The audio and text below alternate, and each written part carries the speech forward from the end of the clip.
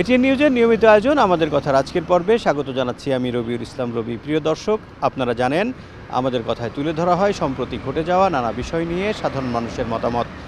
জাতীয় নির্বাচনে প্রচার কাজে পোস্টার ব্যবহার করা যাবে না এমন বিধান রেখে রাজনৈতিক দল ও প্রার্থীদের আচরণবিধির খসড়া চূড়ান্ত করেছে নির্বাচন কমিশন। আজকের পর্বে আমরা তুলে ধরব এ বিষয়ে সাধারণ মানুষের মতামত। তার আগে চলুন দেখে আসি এটিএন নিউজে প্রচারিত এ বিষয়ে একটি প্রতিবেদন।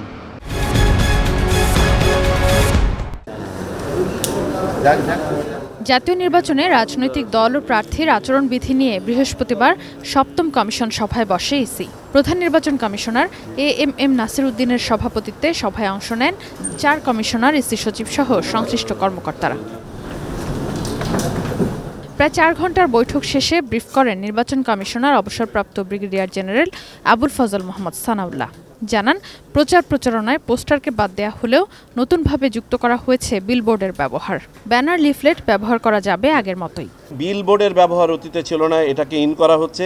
পোস্টার ব্যবহার বাদ করার ব্যাপারে যেটা একটা সংস্কার কমিশনেরও একটা প্রস্তাব ছিল, আমরাও একমত হয়েছি। আমরা পোস্টার ব্যবহার বাদ দেওয়ার ব্যাপারে সম্মত হয়েছি। নির্বাচনী প্রচারে শব্দের মাত্রা যাতে 60 ডেসিবেলের বেশি না হয় সে নিয়ম যুক্ত করা হয়েছে। বাধা নেই সামাজিক মাধ্যমে প্রচারে। প্রচারণায় পরিবেশ বান্ধব সামগ্রীর ব্যবহারের ব্যাপারে জোর দেওয়া হয়েছে। সোশ্যাল মিডিয়ার ভিতরে ডুজ অ্যান্ড ডোন্টসকে ডিফাইন করা হয়েছে। সোশ্যাল মিডিয়া ব্যবহারে কোনো ধরনের ফরেন ইনভেস্টমেন্ট না করা হয়েছে। বিধিমালায় সরকারি সুবিধাভোগী ব্যক্তি হিসেবে মন্ত্রী, এমপিদের পাশাপাশি উপদেষ্টা পরিষদের সদস্যদের যুক্ত করা হয়েছে।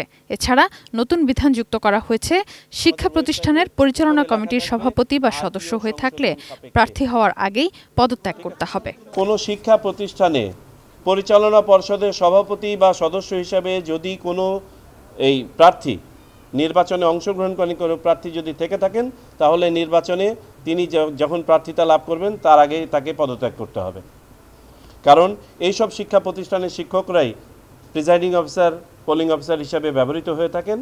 বিধিতে যুক্ত করা হয়েছে, রিটার্নিং কর্মকর্তারা একটি কমন প্ল্যাটফর্ম ব্যবহার করবেন, যেখানে ওই আসনের সব প্রার্থী তাদের ইশতেহার জনগণের সামনে তুলে ধরবেন। এছাড়া প্রার্থীর গুরুতর অপরাধ বিবেচনায় 6 মাসের কারাদণ্ড ও 50,000-এর পরিবর্তে 1.5 লাখ টাকা জরিমানার বিধান রাখা হয়েছে খসড়ায়। আচরণ বিধিমালার অনেকগুলো পরিবর্তন বা সংশোধন এটা আরপিওর উপরে নির্ভরশীল। সুতরাং বর্তমানে যে এটা চূড়ান্ত হলে এটা প্রকাশিত হয়ে যাবে আমাদের ওয়েবসাইটে, উপরে লেখা থাকবে আরপিও সংশোধন সাপেক্ষে। বিধিমালায় যুক্ত করা বেশিরভাগ বিধানই নির্বাচন ব্যবস্থা সংস্কার কমিশনের প্রস্তাব ছিল। Sadia Afroz, ATN news, Dhaka. প্রতিবেদনটি দেখার পর এবার চলুন জেনে আসি সাধারণ মানুষের মতামত। পোস্টার ছাড়া যে অন্যান্য মাধ্যমগুলো আছে, এভাবে আমাদের নির্বাচনে যারা প্রার্থীরা আছে তারা যদি তাদের প্রচারণাগুলো চালায়, আর বর্তমান তো সোশ্যাল মিডিয়ার যুগ, ফেসবুক বলেন, ইউটিউব বলেন, সংবাদ মাধ্যম বলেন, টেলিভিশনের মাধ্যমে বলেন, তারা তাদের প্রচারণাগুলো চালাতে পারবে। আর পোস্টার নিষিদ্ধ করাতে অর্থনৈতিকভাবে দেশের ক্ষতির পরিমাণ কমে যাবে এবং প্রাকৃতিক যে সৌন্দর্যটা এইটা আসলে নষ্ট হবে না। এখন ডিজিটাল যুগ, সবার কাছেই ফোন। বাংলাদেশে তাও আপনার 10 থেকে 11 কোটি তো মানুষ তো আপনি স্মার্টফোন ব্যবহার করে, ওই দিক দিয়ে এটা ঠিক আছে। তবে স্থানীয় যারা আপনার প্রান্তিক পর্যায়ে যারা আছে তারা তো আপনার ওইভাবে ফোন তো ব্যবহার করে না। তো আমি একদিক দিয়ে এটা আমি মানে ভালো বলছে বা খারাপও, তবে ব্যানার, ফেস্টুন এটা ব্যবহার করা উচিত, কারণ আগে থেকে এটা হয়ে আসছে। এটা অনেক একটা ভালো সিদ্ধান্ত নিয়েছে, এজন্য এই সরকারকে ধন্যবাদ জানাই। কারণ বিশেষ করে এই যে উদ্যোগটা নিয়েছে, এটা সবার আগে যে পরিবেশটা নষ্ট হবে না, পরিবেশ দূষণ থেকে নষ্ট হবে না। কারণ যে এই পোস্টারগুলি বৃষ্টিতে ভিজার পরে যত্রতত্রভাবে পড়ে থাকবে, এগুলো একটা পরিবেশের জন্য একটা ক্ষতিকর অবস্থা। এই জন্য এই সরকারকে ধন্যবাদ জানাই। পোস্টার নিষিদ্ধ করছে, এটা আসলে খুব ভালো। মানে এটা নিয়ে অনেক বিশৃঙ্খলা ঘটে, অনেক সমস্যা হয়। ধরে টানাটানি হাসড়াহাসড়ি করে। এটা নিষিদ্ধ করছে, এটা ভালো হয়েছে। পোস্টারের কথা বললে এখন মানুষ যদি পোস্টার না দেখে তত মানুষ চিনবে না। পোস্টারও দরকার আছে, সব কিছুর দরকার, কিন্তু একটা নিয়মের ভিতরে থাকা উচিত, একটা নিয়মের সিস্টেমের ভিতরে থাকা উচিত। এখন আপনি তো এখন সব জায়গায় পোস্টার লাগাইতে পারবেন না। একটা ভালো প্লেস, একজন একটা বাড়ি করছে, ওইখানে আপনি একটা পোস্টার দিলেন, এটা কি হইল? পোস্টার ছাড়া নির্বাচন আমার দিক মানায় না। আমাদের গ্রাম অঞ্চল, আমার বাসা, আমার পোস্টার লাগবে। এখন পোস্টারে যে বিশৃঙ্খলা হয় তারপরেও চাই পোস্টার ছাড়া আমরা পছন্দ করছি না। নির্বাচনটা পোস্টার ছাড়া কীভাবে আমরা বুঝবো? নির্বাচন কমিশন মনে করছে যে আগামী নির্বাচনগুলো পরিচালিত হবে পোস্টারবিহীন এবং যারা প্রার্থী হবেন তাদের পোস্টার প্রয়োজন হবে না। ভোটারদের সচেতনতার বৃদ্ধির মধ্য দিয়েই তারা নির্বাচন পরিচালনা করতে চায় এবং এই জন্য ব্যয়ের পরিমাণ একজন প্রার্থীর কমে যাবে। এ নিয়ে কী ভাবছেন নারায়ণগঞ্জের সাধারণ মানুষ, সেটি আজকে আমরা তুলে ধরছি আমাদের কথায়। পোস্টারের কারণে অনেকগুলো অর্থের অপচয় হয়, এতে প্রার্থীদের ভিতরে খরচে একটা ইমব্যালেন্সিং একটা পাওয়ার দেখা যাচ্ছে। আমরা তো এখন ডিজিটাল যুগে বাস করতেছি, এই পোস্টার ছাড়া তো আমরা অনেকভাবে নির্বাচনী ক্যাম্পেইন শুরু করতে পারি, যেটা মানুষের কাছে সহজেই পৌঁছানো যায়। যারা প্রার্থীকে চিনে বা চিনবো পোস্টার লাগে না, মানুষ এমনি এখন প্রার্থী ঠিক করতে পারে, পোস্টার দরকার হয় না। পোস্টার তো অপচয়গুলা, এতে লক্ষ লক্ষ কোটি টাকা ব্যয় করে কি দরকারটা, কি কোনো দরকার নেই। পোস্টার ছাড়া যে নির্বাচন, সেই নির্বাচন প্রহসনের নির্বাচন হবে। সাধারণ মানুষ যদি ক্যান্ডিডেটকে চিনতেই না পারে, জানতেই না পারে, সে কীভাবে ভোট দেবে, কাকে ভোট দেবে?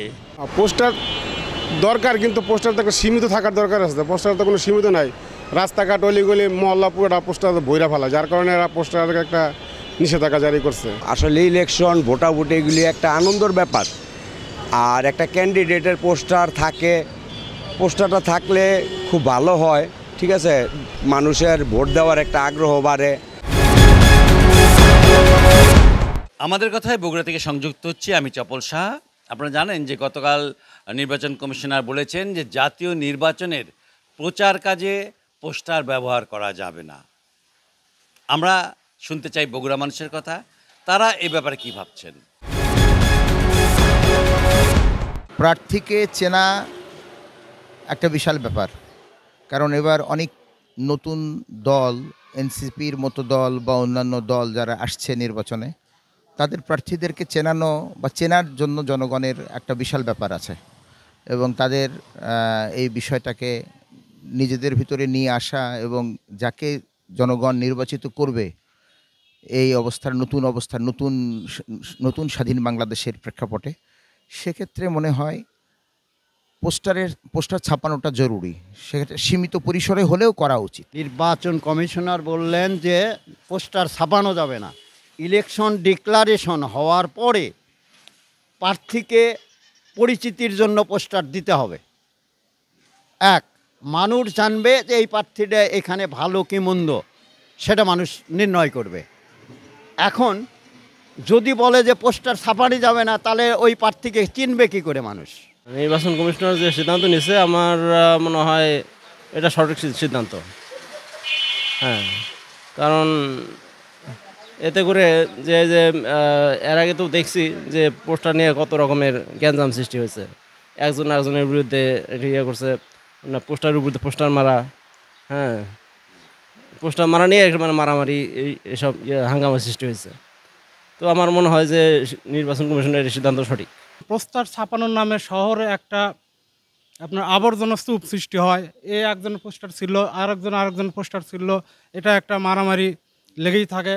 তারপরে পেশি শক্তির একটা প্রভাব বিস্তার হয় এখানে, যে আমার পোস্টার যেন কেউ ছেড়ে না, কিংবা অন্য কারো পোস্টার যেন আমার নির্বাচনী এলাকায় না থাকে। আর যে আপনার কালো টাকার যে একটা থাকে, এখন রঙিন পোস্টার, ডিজিটাল প্যানা ট্যানা দিয়ে শহরের বিচ্ছিরি অবস্থা, গ্রাম পর্যায়ে চলে গেছে নেতার অনুসারী আমরা এসে। আমার মতে এটা ভালো প্রস্তাব। এই ছিল আমাদের কথার আজকের আয়োজন। আমি রবিউল ইসলাম রবি ছিলাম আপনাদের সঙ্গে। আবার দেখা হবে নতুন কোনো বিষয় নিয়ে, নতুন কোনো পর্বে। সেই পর্যন্ত সবাই ভালো থাকুন, সুস্থ থাকুন, সঙ্গে থাকুন এটিএন নিউজের।